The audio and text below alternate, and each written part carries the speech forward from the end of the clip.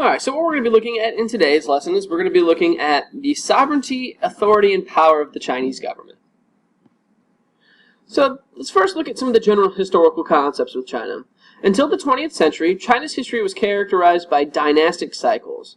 So we're talking about rulers that really ruled as kings and queens and things like that, that had absolute authority over what was going on with their people.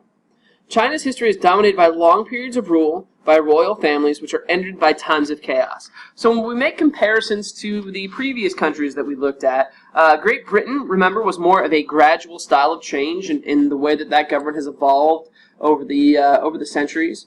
Russia is very similar to China, in which they've got these long periods of stability that are followed by these massive amounts of chaos, and then everything kind of reorganizes itself, and then it settles back down.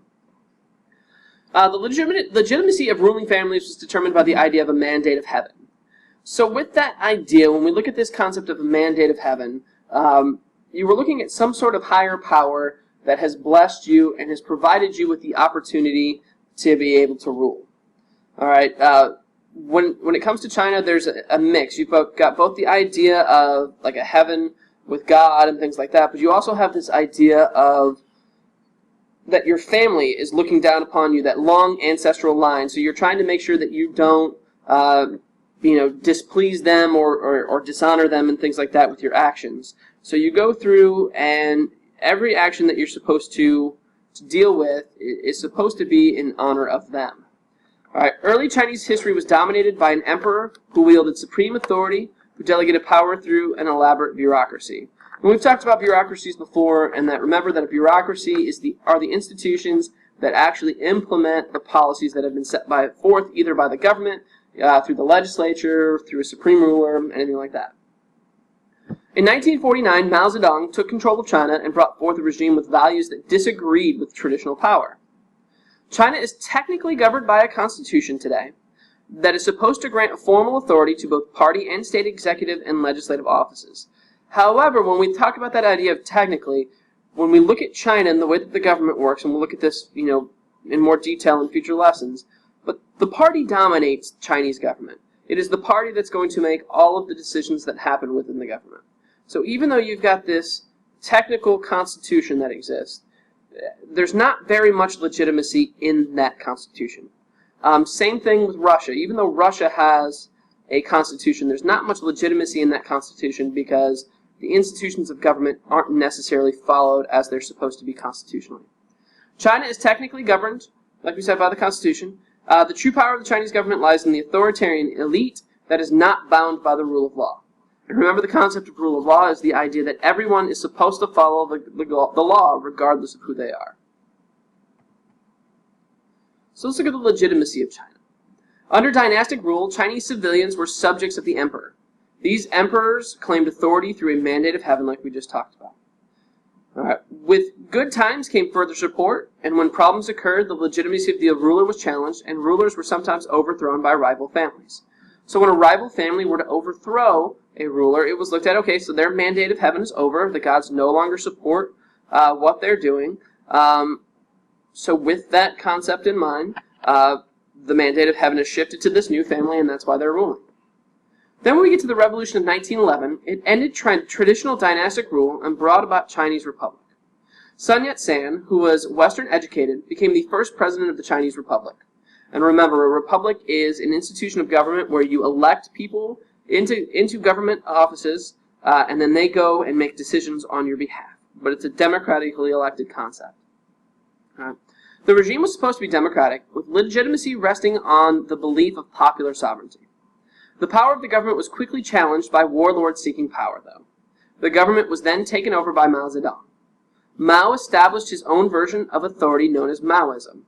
With this, the People's Republic of China was established in 1949, and Mao led the Communist Party as the source of power until he died in 1976.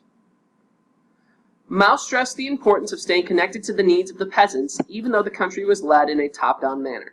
So even though you've got this very hierarchical, pyramid-style rule, where there are very few people at the top and a lot of people at the bottom, and the top is going to dictate the things that the bottom does, he still believed that the needs of the people should be heard.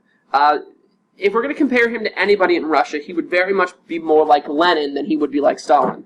Where Lenin wanted to be able to establish things, to be able to nurture that kind of equality, which is what Mao wanted to see. Under Stalin, remember, he's a very, very brutal dictator who really kind of throws out any sort of real legitimate concept of running a communist government within Russia. All right. So this idea to be able to get what the people need in China is to be able to use the concept of mass line. All right, mass line requires leaders to lead and communicate with ordinary people and to determine their needs.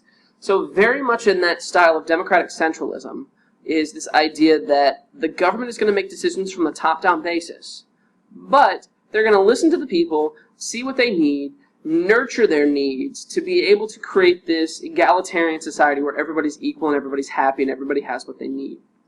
All right, with the death of Mao, the Politburo of the Communist Party became the legitimate source of power in China. This style of government is contrasted with the ever-increasing use of market-based economy throughout China. There's a lot of struggle.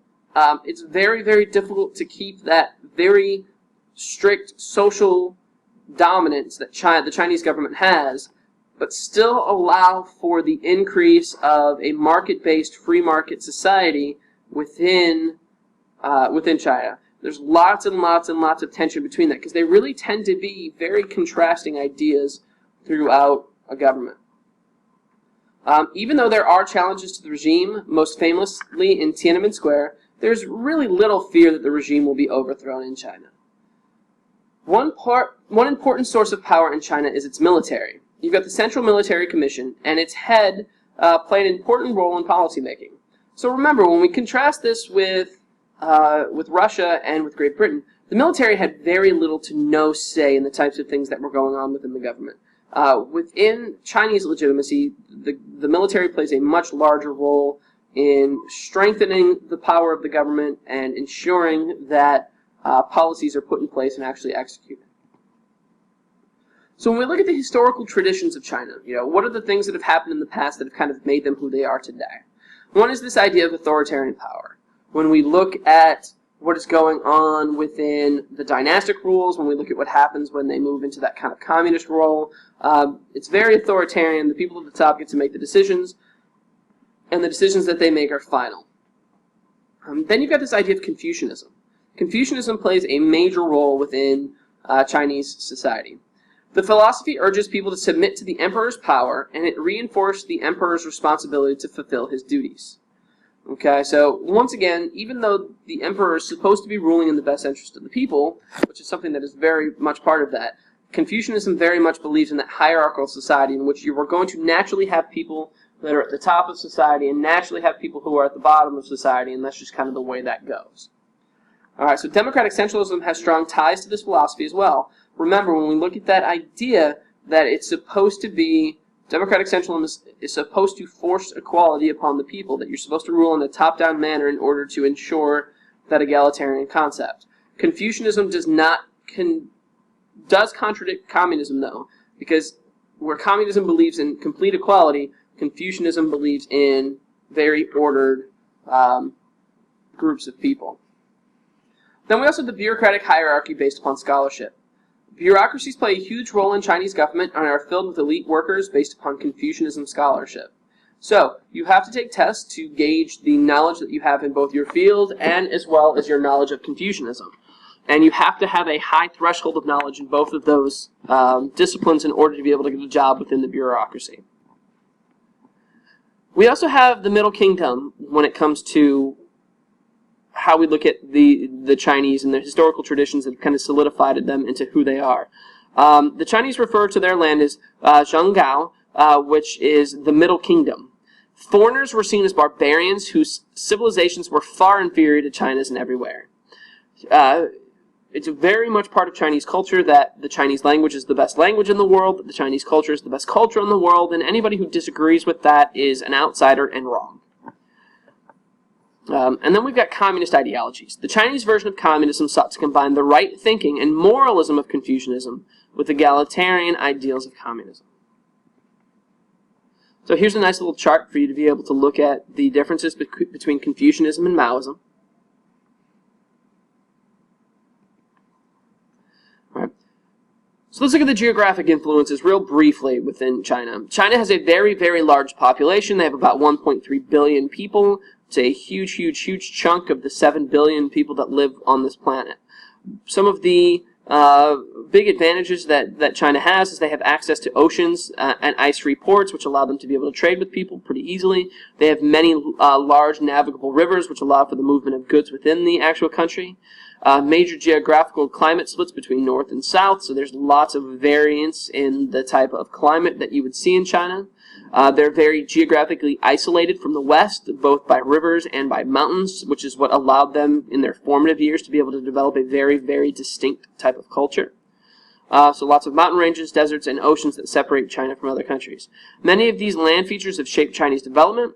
These land features have isolated them from much of the world, allowing them, like I said, to develop a very distinct culture. So let's look at the historical eras.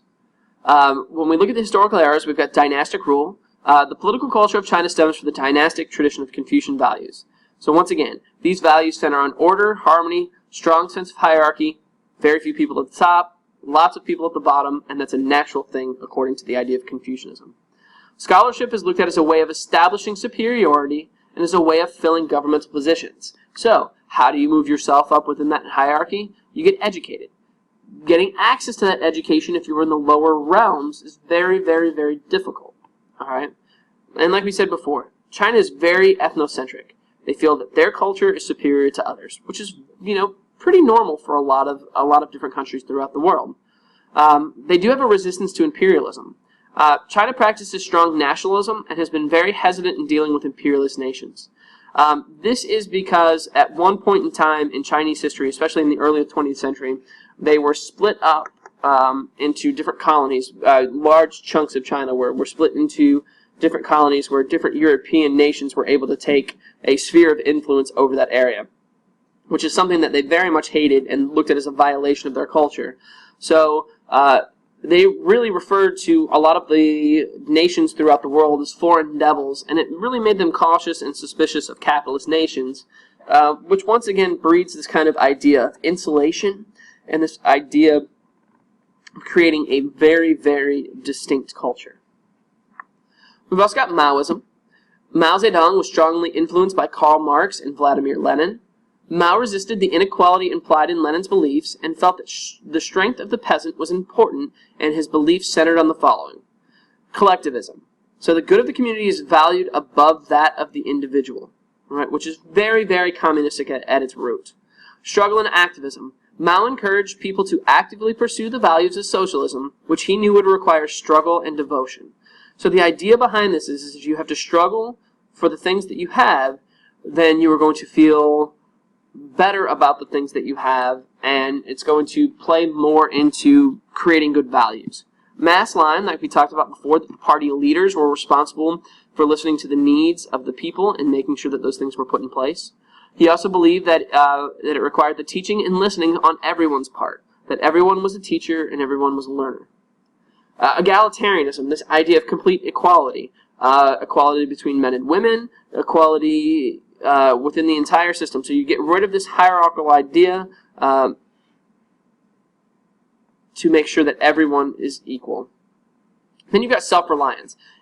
The idea was that you would teach people to be reliant upon the things that they could do and the people around them rather than being reliant on the government to be able to do things for you. After the death of Mao, kind of at the tail end of his life, but especially after the death of Mao, you've got Deng Xiaoping theory. This is the belief that it didn't matter if a policy was capitalist or socialist, as long as it was making the economy better, which is very much how the Chinese government still pursues economic expansion within today's world. So we look at that idea is they're going to use socialist concepts if they think it's better for their economy. They're going to use free market concepts if they think that's going to be better for their economy, and they're going to kind of pick and choose in order to try and push their economy in the way that they want to see it grow. Deng Xiaoping, though, famous quote regarding this theory is, it doesn't matter whether a cat is white or black as long as it catches mice, as long as it's doing the things that it's supposed to be doing. Now, once again, the thing to keep in mind here is that even though there's a lot more economic freedom under this theory, the social concepts are still very, very, very, very constricted.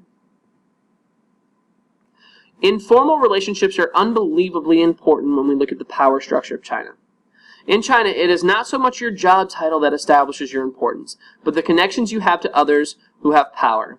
These connections are very, very rooted in the idea of the Long March. So, moving from the Chinese Republic that we talked about with the Revolution of 1911, and in between that and Mao really being able to establish his power within the government, is as those warlords were kind of taken over, an official government kind of rose beyond the Republic.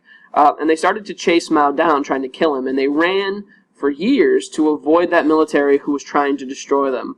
And it was later on that Mao was able to officially kind of take over that governmental position. And those stayed loyal to Mao through that long march, and the descendants within that system are still very much part of the political elite. China very much still works based upon the idea of the patron-client system. It's that idea of you scratch my back, I scratch your back. And we're going to see that through a lot of different countries as we continue to move throughout this course. Alright, so when we look at nationalism and attitudes towards the West, the Han Chinese dominate the ethnic makeup of China. The Han culture goes back centuries, and the pride in that culture is found throughout modern China. Despite Mao encouraging China to isolate themselves from the outside world, China has become increasingly involved in world politics and trade. Mao's call for insularity was largely due to large portions of China being carved into colonies during the 19th century. China has held increased involvement in world politics since their economy is exploded in the late 20th and early 21st century. China also became much more involved throughout the world as they became involved with the 2008 Olympics, which brought a lot of scrutiny regarding pollution policies, Tibetan policies, and things like that, which caused a lot of tension throughout the country, and especially tension between China and the outside world. China has also become part of the G20, which are the 20 largest economies in the world, and they come together to discuss different economic policies and make sure things get done.